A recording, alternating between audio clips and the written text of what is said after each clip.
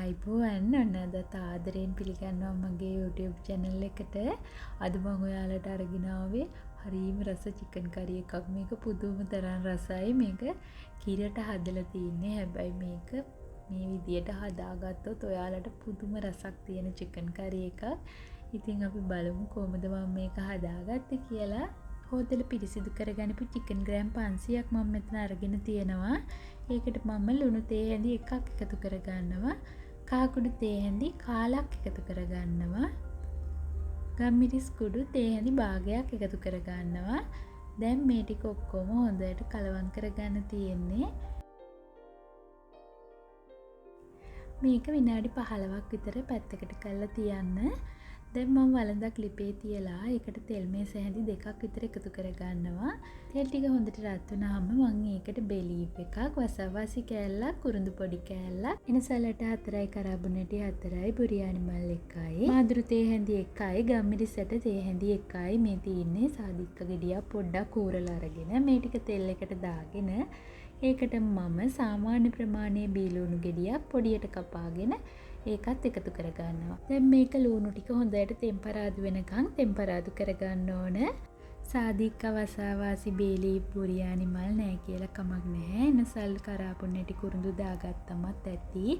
අර දේවල් එකතු කරගත්තම ඉතින් රස වගේම ගුණ සුවඳ ඔක්කොම වැඩි නිසා තමයි. ඉතින් මේ දේවල් තියෙනවා නම් එකතු කරගන්න. දැන් මේ ලුණු ටික හොඳට තෙම්පරාදු වෙන්න දෙන්න. ලුණු ටික මෙන්න මේ ගානට තෙම්පරාදු වුණාට පස්සේ මම මේකට එකතු කරගන්නවා සුදු ලුණු බික් 4ක සුදු ලුණු හීනියටම කපාගෙන, පොඩි ඉඟුරු කෑල්ලක් හීනියට කපාගෙන ඒකත් එකතු කරගන්නවා. දැන් මේ ටික අපව විනාඩියක් විතර තෙම්පරාදු කරගන්න ඕන.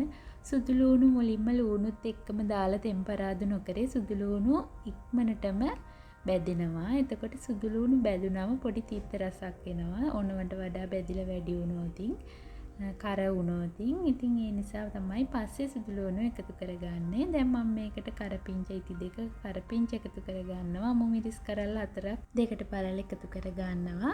දැන් මේ ටිකත් විනාඩියක් විතර තෙම්පරාදු වෙන්න දෙන්න. දැන් මේ ටික ඔක්කොම විනාඩියක් විතර තෙම්පරාදු වුණාම මම මේකට එකතු කරගන්නවා කොත්තමල්ලි කුඩු තේ හැඳි 1යි, ගම්මිරිස් කුඩු තේ හැඳි 1යි, කහ කුඩු තේ හැඳි කාලයි, සූදුරු කුඩු තේ හැඳි භාගයයි. චිකන් එකේ එද ගනිද්දිත් අපි කහ කුඩුයි ගම්මිරිසුයි එකතු කරපු නිසා කහ කුඩුයි ගම්මිරිසුයි මේ ප්‍රමාණයෙන් ගත්තම ඇති. දැන් මේ ටික 3-5 ටික හොඳට තෙම්පරාදු වෙනකන් මේක පොඩි වෙලාවක් විනාඩියක් දෙකක් විතර මේ විදියට තෙම්පරාදු කරගන්න. දැන් මම මේකට තක්කාලි ටික එකතු කරගන්නවා. මෙතන පොඩි තක්කාලි ගෙඩි දෙකක තක්කාලි තියෙනවා.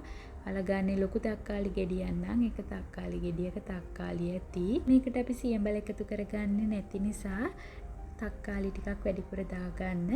තක්කාලි කන්න කැමති නැති කෙනෙක්ට මේකට දෙහි ඇඹුල් ටිකක් එකතු කරගන්න පුළුවන්. නැත්නම් සියඹල වුණත් කමක් නැහැ.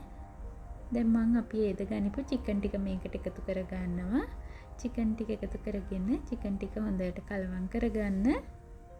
දැන් චිකන් ටික වහලා වැඩි ගින්දරේ විනාඩි 5ක් විතර මේක උයා ගන්න ඕන. මේ විනාඩි 5කට විතර පස්සේ බලන්නකෝ චිකන් ටිකෙන් වතුර උනලා නැහැ. මොකද චිකන් එක මම ගොඩක් වැඩි ගින්දරේ තමයි උයාගත්තේ. මේ බලන්නකෝ චිකන් ටික පොඩ්ඩක් පැදිච්ච ගතියක් තමයි තියෙන්නේ.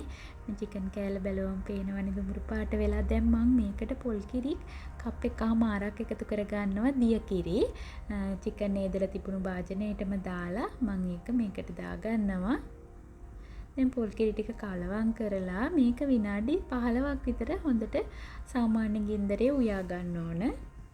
දැන් මේ වෙලාවේ ලුණු මදි නම් ලුණු ටිකක් එකතු කරගන්න. මොකද අපි චිකන් හේදද්දි විතරයි ලුණු එකතු කරගත්තේ. මගේ එකට නම් ලුණු මදි. මං ඒ නිසා තව ලුණු තේ හැඳි එකක් එකතු කරගන්නවා.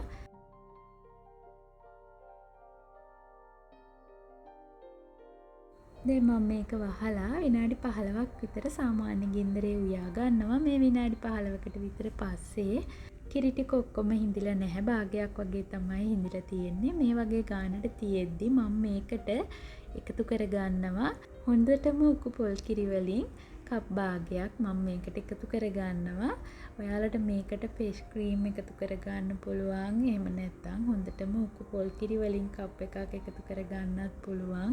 හොඳටම උකු පොල් කිරි පාවිච්චි කරාම මේකේ හොඳටම හොද්ද උකුවට එනවා. දැන් මම මේකට පොඩි තෙම්පරාදුවක් දාගන්නවා. ලූණු පළුවක ලූණු, සුදු ලූණු ගෙඩි දෙකක සුදු ලූණු, වියලි මිරිස් කරල් දෙකක්, කරපිංචා ඇති දෙකක කරපිංචා, වළඳක් ලිපේ තියලා ඒකට පොල් තෙල් මේස හැඳි දෙකක් විතර දාලා මේ ලූණු, කරපිංචා, මිරිස් ටික දාලා ඒක තෙම්පරාදු කරලා අපිට මේකට එකතු කරගන්න පුළුවන්. ඉතින් මේක තෙම්පරාදු කරගන්න අවශ්‍යම නැහැ. මේකේ රසය වැඩි කරගන්න තමයි මම මේකට තෙම්පරාදුවක් දාගත්තේ. ඉතින් ඔයා ගොඩක් තෙල් කන්න කැමති කෙනෙක් නම් මේකට නොදා ඉන්න. හැබැයි මේකේ රසය ගොඩාක් වැඩි තෙම්පරාදුව දාගත්තම. මේ තාම තෙම්පරාදුව දාගෙන නැහැ. බලන්නකෝ අපේ චිකන් එක මේක හරි ගානට දැන් ඇවිල්ලා. ඉතින් මේ වෙලාවේ වලට ලිපෙන් අයින් කරගන්නත් පුළුවන්. එහෙම නැත්නම් මෙන්න මේ විදියට පොඩි තෙම්පරාදුවක් දාගන්නත් පුළුවන්. මේක පුදුම රසක් තියෙන චිකන් කරි එකක්. ඇත්තටම මේක මොන මොනවත් ඕනේ වත් කන්න මේක උයලා සුදු බත් ටිකක් එක්ක හරීම රසයි. ඉතින් ඔයාලත් මේ විදියට චිකන් කරි එකක් හදලා බලන්නකෝ. මේක කොච්චර රසද කියලා ඔයාලට හැදුවම තේරෙයි. මේක ටිකක් හොදි වැඩිපුර තියාගෙන අපට ඉන්දියාව පාප්ප කන්න උනත් මේක නියම චිකන් කරි එකක්. බත් එක්ක නම් නියමටම රසයි. මම බත් එක්ක තමයි try කරලා බැලුවේ. මේ බලන්නකෝ හොඳට මෙලිකට තියෙනවා චිකන් ටික. පොඩ්ඩක් අර බැදිලා ආවට හයිය නැහැ. ඉතින් ඔයාලත් මේ විදියට මේක try කරලා බලන්නකෝ. අදත් මාව බලාගෙන හිටියට බොහොම ස්තුතියි. ගිහිල්ලා එන්නම් ආයෙත් දවසක මේ වගේ තවත් රසවත් රෙසිපියක් සමගින් හමු වෙනකන් ඔයාලට සුබම සුබ දවසක්.